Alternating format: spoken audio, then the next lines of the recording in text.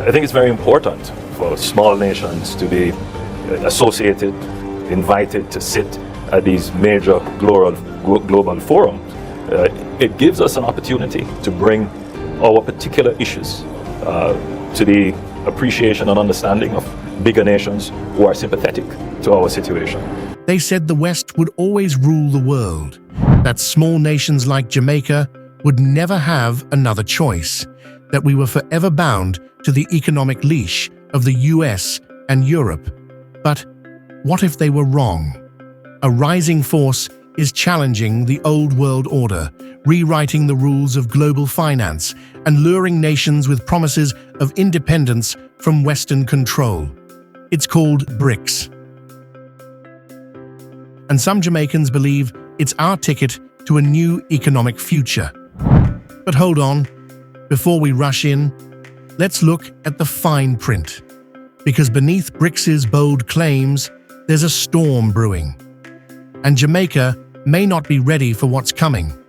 By the end of this video, you'll have a perspective you never considered before. And trust me, you don't want to miss the twist at the end. What is Brics? And why does it matter? In 2001, an economist at Goldman Sachs coined the term BRIC for four fast-growing economies: Brazil, Russia, India, and China, the so-called rising giants of the future. By 2010, South Africa joined, making it BRICS. But here's where things get interesting. Since 2023, BRICS has been on a mission to expand rapidly. Today, its full members include Egypt, Ethiopia, Iran, and the United Arab Emirates. And as of 2025, Indonesia has joined the ranks. But there's more. 9 other nations were just announced as BRICS partner countries: Belarus, Bolivia, Cuba, Kazakhstan, Malaysia, Nigeria, Thailand, Uganda, and Uzbekistan. This isn't just a trade group. It's a movement, a rebellion against the US-led financial system. And whether Jamaica likes it or not, the movement is gaining momentum. Some say BRICS will rival the influence of the World Bank and the IMF. Others believe it's just a front for China's dominance.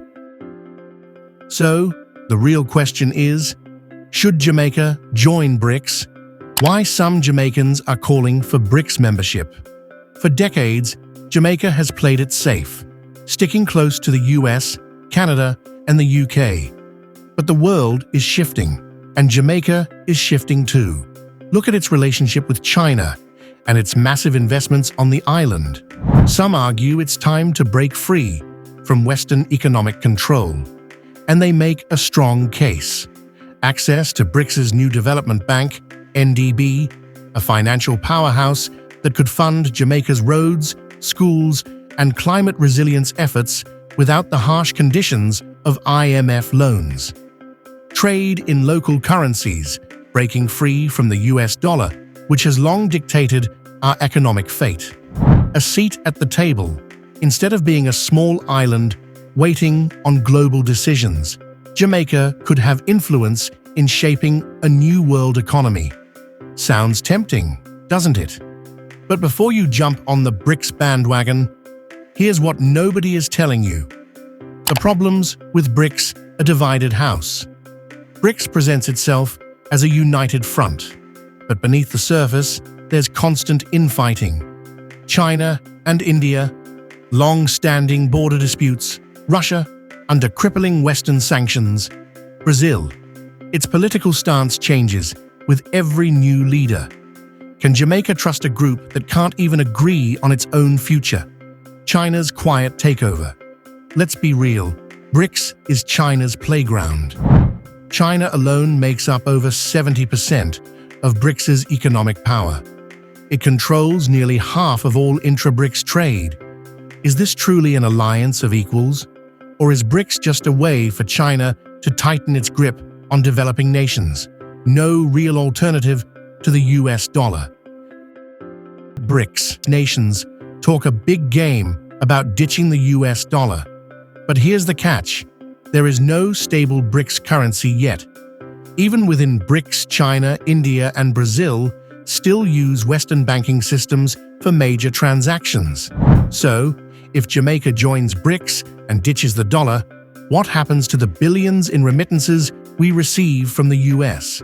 And let's not forget, if Jamaica aligns too closely with Brics, could we face financial backlash from the West? Jamaica's strategic dilemma: to join or not to join. Jamaica isn't a Brics member yet, but we've been invited to summits as observers. Even Prime Minister Andrew Holness attended a Brics meeting in 2023, meaning Jamaica is watching closely. But let's ask the real question. Does Brics need Jamaica, or does Jamaica need Brics? If we join, we gain access to Brics loans, trade partnerships, and a voice in global policy. But we risk alienating our Western allies, deepening our reliance on China, and entangling ourselves in Brics's internal political conflicts. This isn't just about economics, it's a geopolitical chess game. If Jamaica moves too quickly, could we become a pawn in a global power struggle?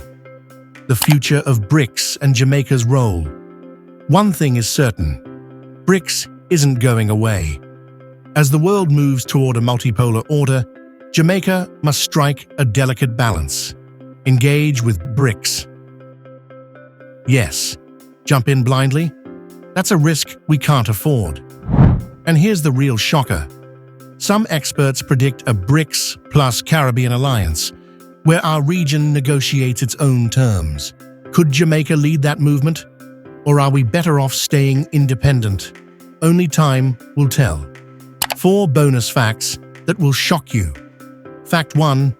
Brics' GDP in purchasing power has already surpassed the G7's. The power shift is happening, whether the West likes it or not. Fact 2. The Brics' new development bank has issued $32 billion in loans, but 80% of those loans went to China and India. Fact 3. Saudi Arabia was invited to Brics in 2023 but still hasn't joined. If it does, the global oil market could change forever. Fact 4. Jamaica's exports to China have grown by 400% in the past decade, without Brics membership. Imagine what a trade deal could do. What should Jamaica do? This isn't just about money, it's about Jamaica's future. If Brics grows stronger, can Jamaica afford to stay out? But if Brics turns into a political battlefield, can we afford to jump in? The debate is just beginning. What do you think? Should Jamaica join Brics? Wait and see, or stay out completely? Drop your thoughts in the comments. And if you found this discussion valuable, don't forget to like, share, and subscribe to Impacting Jamaica, because Jamaica's future depends on the decisions we make today.